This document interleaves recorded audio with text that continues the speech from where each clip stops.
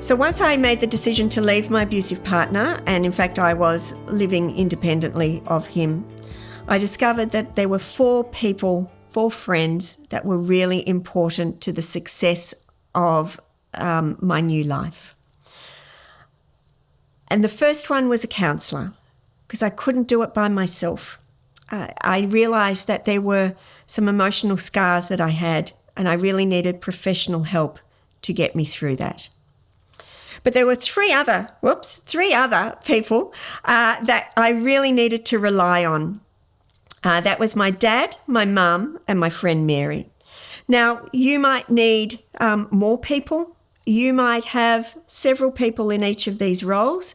It just depends on where you're sitting. But for me, they were really, really important. So my dad was what I call my cheerleader.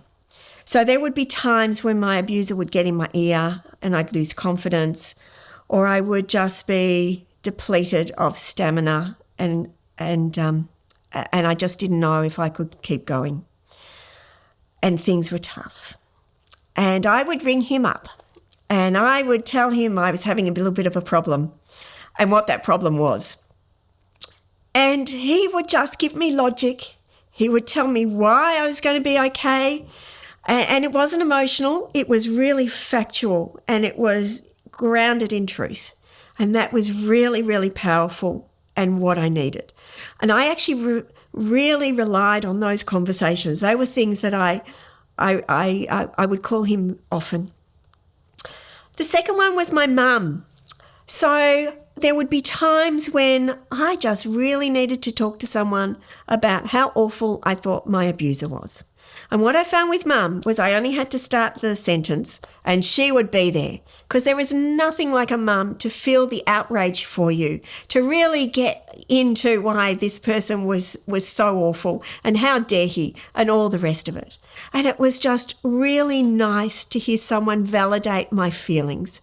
Now, surprisingly, I didn't need those conversations very often, but when I did, they were really, really valuable. The 4th person is my friend Mary. Now, I dedicate my chapter in a book called Voices of the 21st Century, Women Empowered Through Passion and Purpose. And you can purchase that on the website. But one of the reasons Mary was so important as my friend in the post leaving my abuser was because she was my mental holiday. So what happens when you are planning and trying to work out how you're going to leave your abuser and whether you should leave your abuser?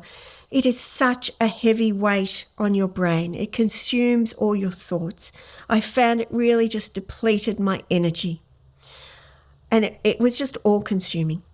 And so I would ring up my friend Mary and we might go out for coffee or it might just be a phone call.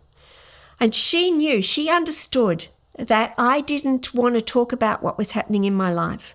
I just wanted to have fun. I just wanted to gossip and laugh and relax. And that's why I call her my mental holiday.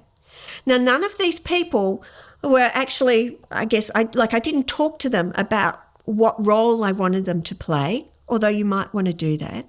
But what I found is they naturally fell into those roles. And also I was able to tap into their strengths. And so that was really what got me through it. And they were so valuable. They really were the reasons why I was able to build or start rebuilding my life in those early days. So look for those people. Reach out, find a counsellor, reach out to your friends and your family, people that you know care for you and that you trust, and get them to help you as you transition to living a better life.